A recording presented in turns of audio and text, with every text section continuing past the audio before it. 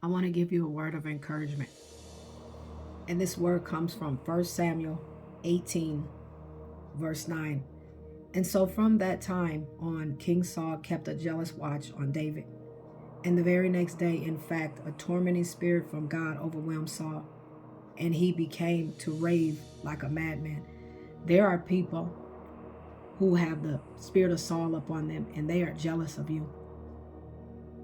And it's tormenting them, your enemies. It's tormenting them that they see that God is blessing you, that the hand of God is on you. See, you were rejected. You were isolated. You were humiliated and transformed. God is transforming you in elevation. And now that you are being elevated, you have a lot of people who have the spirit of Saul on them, and they are jealous. And you're going to see, they're going to, in plain view, you're going to see, sometimes they're going to speak out. You're going to hear them say things, and you're going to say, whoa, you're going to hear them out loud say it. This is discerning the spirit. You've asked God. And so on reading, it says, David began to smooth him by playing the harp. See, you've continued to be nice to them, and do that. Continue to pray for them. Continue to be nice to them, but be careful.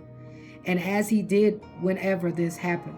So David was playing the harp for Saul. But Saul, who was fiddling with his spear, suddenly hurled it at David, intending to pin him to the wall. But David jumped aside and escaped. This happened another time too, for Saul was afraid of him and jealous because the Lord had left him. See, these people are feeling like they no longer have favor with God. And it's not that they don't have favor, it's just they have a jealous spirit. So the jealousy has taken over the envy. And so they're so jealous to where they're not hearing from God at all. And they think God has left them, but God is a merciful God. God will bless them, but they can't hear from God because they become jealous of you. And it's not just one, but it's several people. And reading on it says, and was now with David. So Saul felt like God had left him and was with David, had full favor over David and not him. Finally, Saul banned him from his presence and demoted him to the rank of captain. But the controversy put David more than ever in the public eye. See, they think that because they're not supporting you, because they've been talking about you. People can't support you public because they've been talking about you private. So they think that because they don't support you, that's gonna, people think that's gonna do something. But you're going to become even more successful. But remain humble. You're going to become even more attention, meaning that God is going to promote you even more because of this, because the humiliation, because of the rejection, because you've been talked about. You have been talked about badly. I mean, slandered your name completely. And you're going to hear different things about your enemies being defeated. You're going to hear about that. And reading on it says that finally Saul banned him from the presence and demoted him to the rank of captain. But the controversy put David more and more ever in the public eye. David continued to succeed in everything he undertook, for the Lord was with him. When King Saul saw this, he became even more frightened of him. But all Israel and Judah loved him, for he was as one of them. See, so it doesn't matter what they try to do, that God is still going to bless you. You are chosen by God. You are called for such a time as this.